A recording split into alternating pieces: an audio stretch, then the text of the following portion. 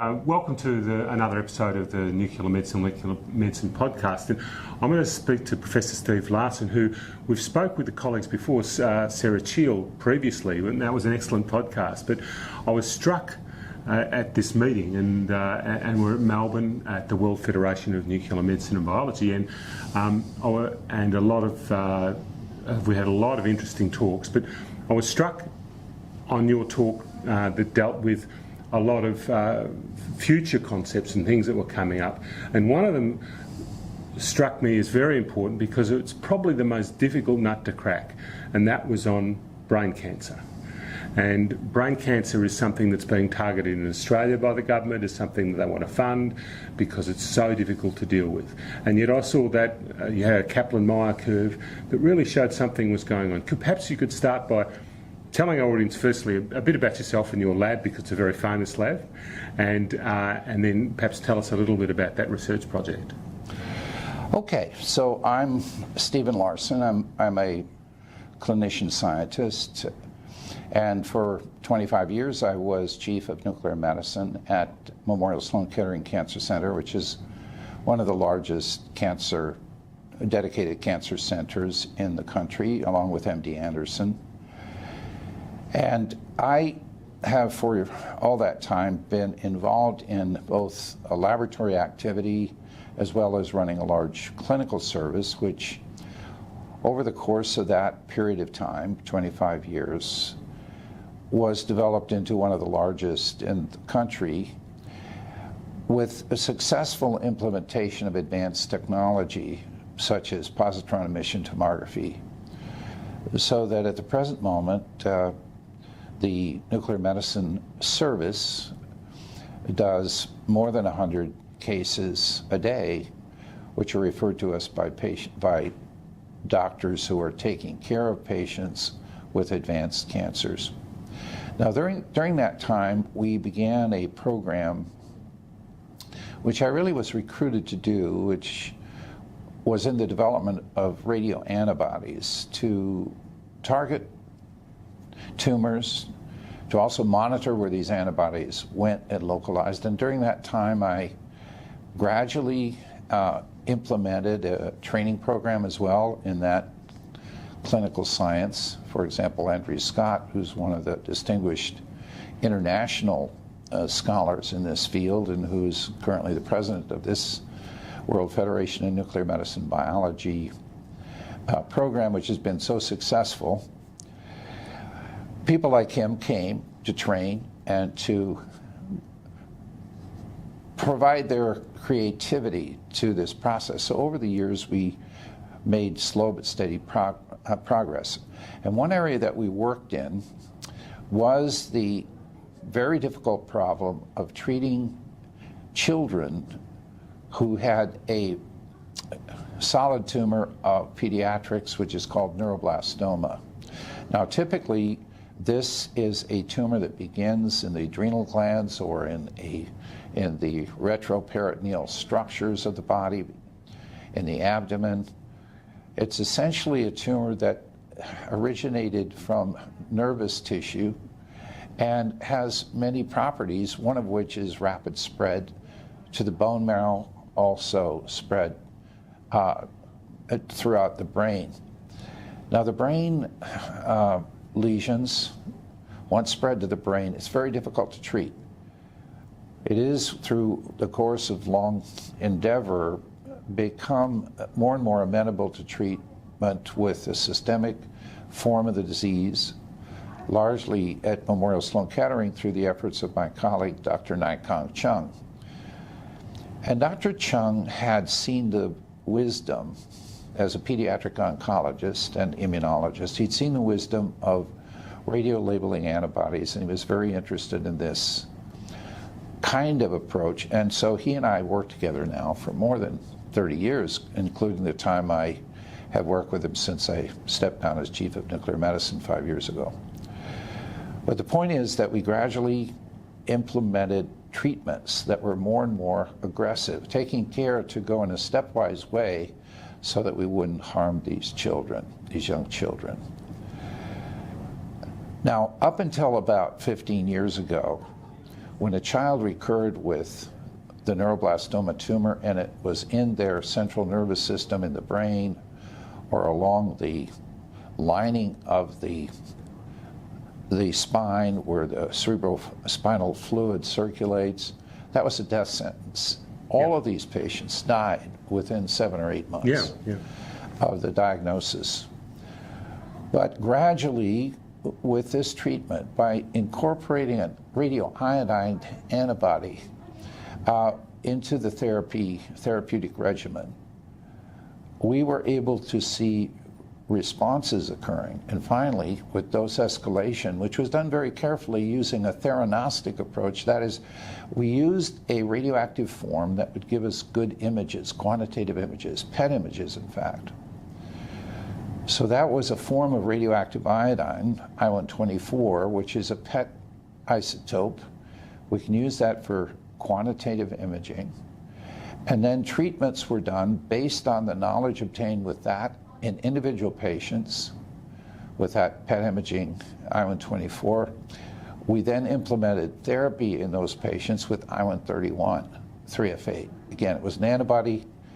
The antibody serves as a carrier for the radioactivity, targeting the tumor, it homes to the tumor, and selectively is accumulated in the tumor, whereas any unreacted or non-tumor bound antibody will be cleared away by the natural processes. In this case, the absorption of the protein by the specific sites in venous structures at the top of the head called pachyonian granulations back into the general circulation. So you get enormous relative uptake in tumor in comparison to other nervous tissue.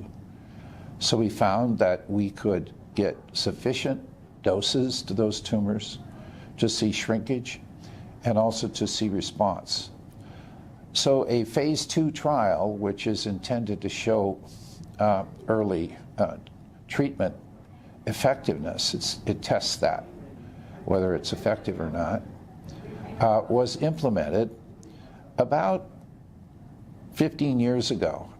And now we have begun to collate the data, and we have 93 patients. Of those 93 patients, half of them had long-term survival without any evident disease.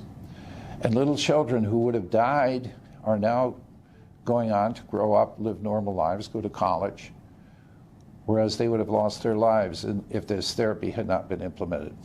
So the therapy, I mean, a lot of previous therapies weren't persistent, like they've developed radio resistance and this sort of thing. This didn't happen in this case? This didn't happen in this case. And it was partly because of the way we did it. We gave these 2 doses of 50 millicuries.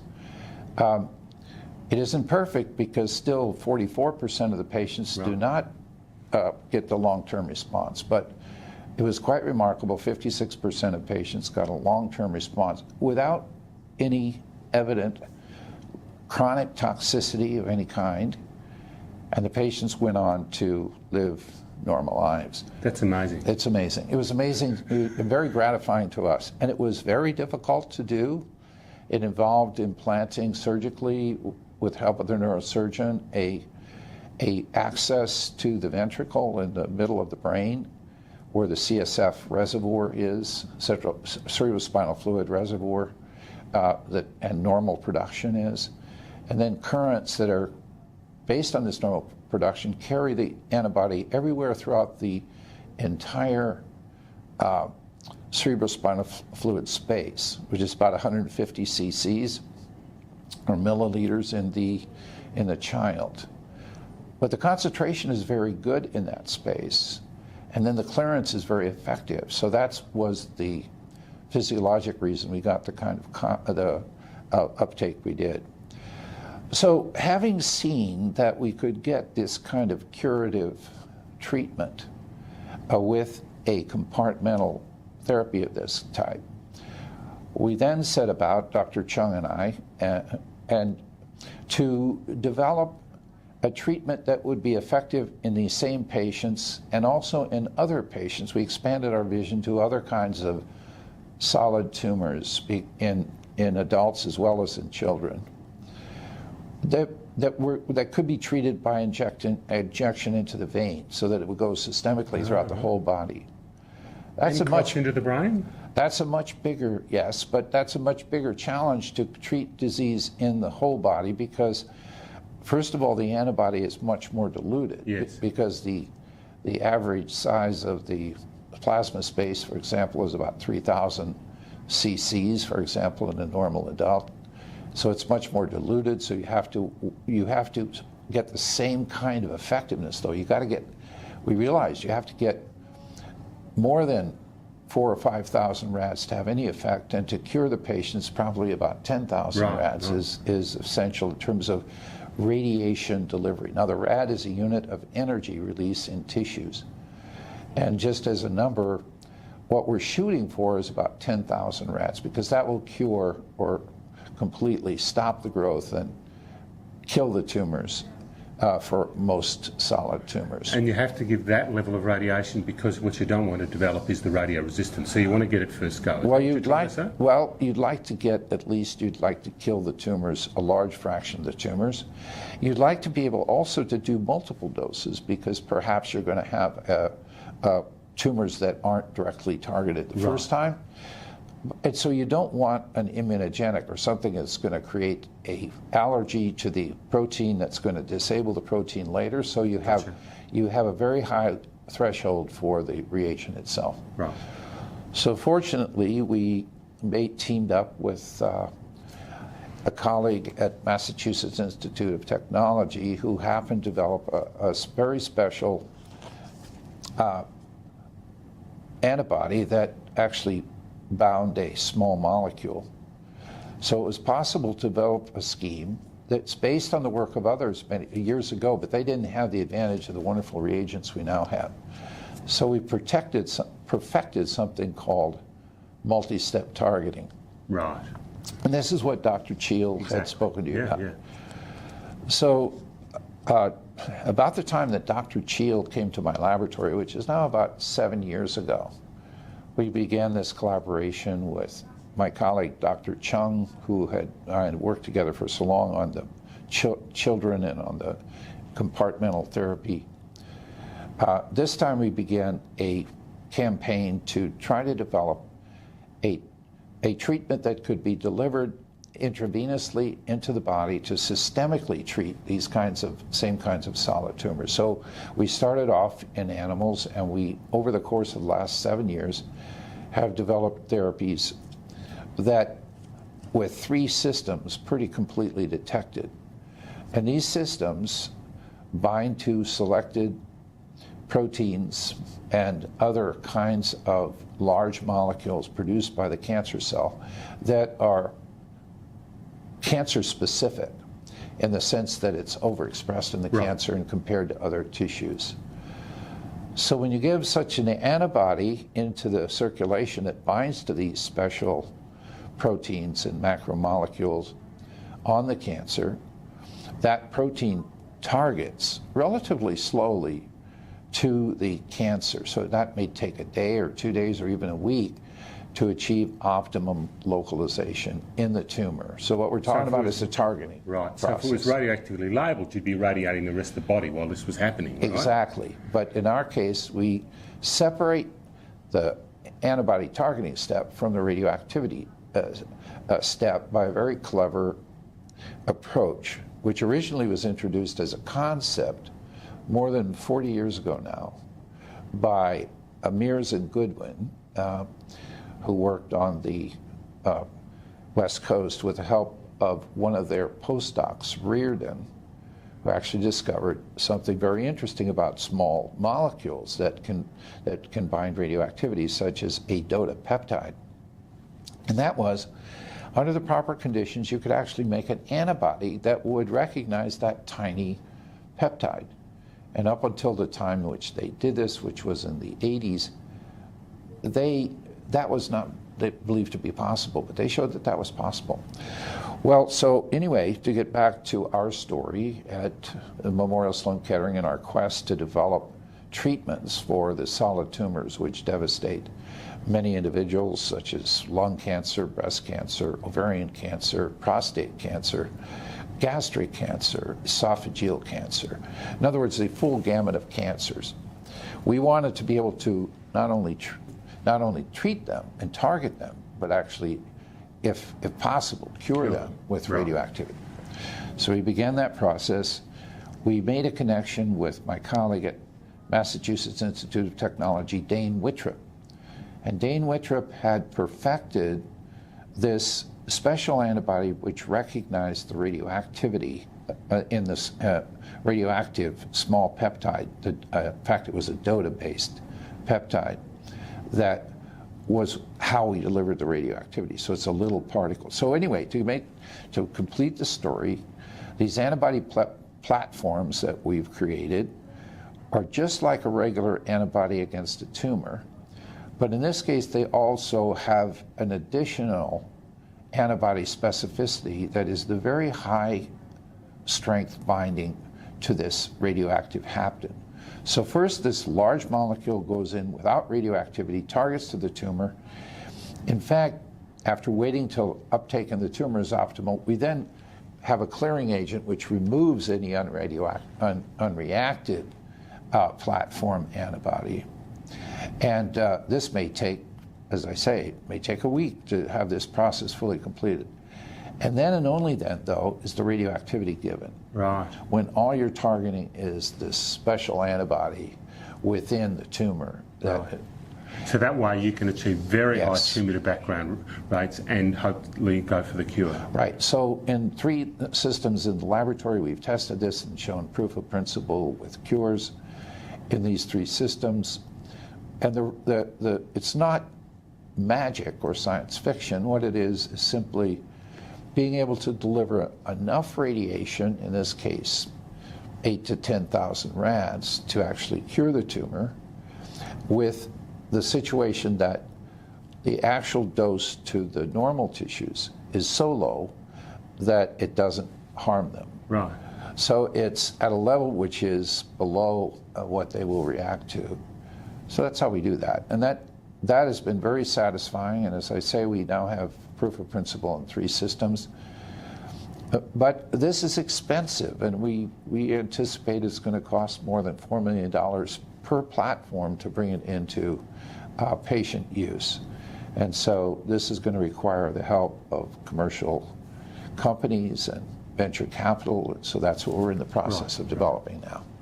That's great, and I think it's really interesting that the theranostics approach has been successful in the tough situations. It's been successful in neuroendocrine tumours. It's been successful in the slow-growing prostate cancer.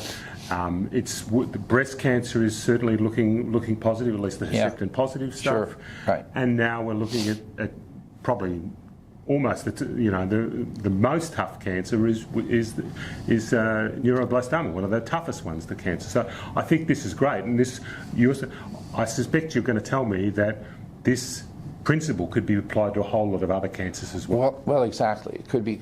We believe it can be applied to many different cancers. Just the three systems that we've worked with, which target 3 specific antigens.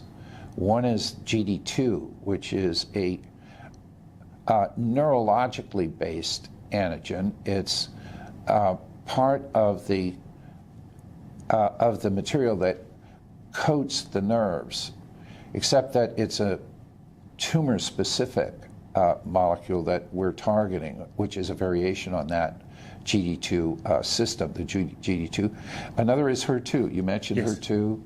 That is in breast cancer, but it's also in gastric cancer, especially the GE junction or esophageal cancer. It's also in ovarian cancer. It's also in a number of other cancers that are solid tumors, including, for example, lung, although not overexpressed in lung. But these antigens, I want to convey that they cover a large number of tumors. Another one which we've had great success with is A33, an antigen that targets colorectal cancers, right, and also some gastric cancers and some pancreatic cancers. So that then can be used, we think, in those cancers to provide an addition to the treatment armamentarium for those cancers. Now, I want to emphasize that once spread beyond the surgical confines where it can be taken out, these cancers are very, very difficult to cure and treat. Yeah. And the large majority result in the death of the patient. So this is a major unmet need therapy in these particular cancer types. And despite all the advances that have been made in immune checkpoint therapy and in tyrosine kinase inhibitor drugs, we still are at a situation where we don't have curative therapy for these cancers. And we still are at a situation where the therapies we do have are very toxic. And so there's a balance between the treatment that's being given and the toxicity the patients can accept. So our goal is to use theranostics to help us plan a therapy which gives sufficient radiation tumor while sparing the normal tissues. So this is the era of theranostics, both in the clinical realm, as we've shown with these treatments in neuroblastoma, patients where children who otherwise would have died have gone on to lead normal lives. And incidentally, a company, YMAB's company, I don't have any stock or anything in this company, but we've contributed by the way of doing these data. But this company now has been given by the FDA, has licensed this compound from Memorial Sloan Kettering, has been given by the FDA a breakthrough designation for this radioactive antibody that we can put into compartments. And that will facilitate the development of the new drug. So we're very happy about that. So there is, I think, a wonderful opportunity now because I think many companies are recognizing that radiolabeled antibodies are an important path forward to cure, or at least to give palliative care to patients with tumors that are very difficult to treat. Our goal is to cure these tumors. That's what we're working on in my lab and also in the clinic. Well, this is amazing, and it's great work, and it's something that we've long hoped for, right. But at last we're actually delivering, and it's coming. And I think we need to make sure there's multi-center trials, that there's new cancers and those sort of things. So if you're out there doing this stuff, get involved. But more importantly, when you get involved, do it in a harmonious way with people like Sloan Kettering so that these multi-centre trials work well and that we've got unified data to put to FDA and other approvals so we can get funding for these projects. Yes. Would you agree with that? Okay, absolutely. Right. Thank you. Okay, thanks a lot. Much appreciated. Yeah.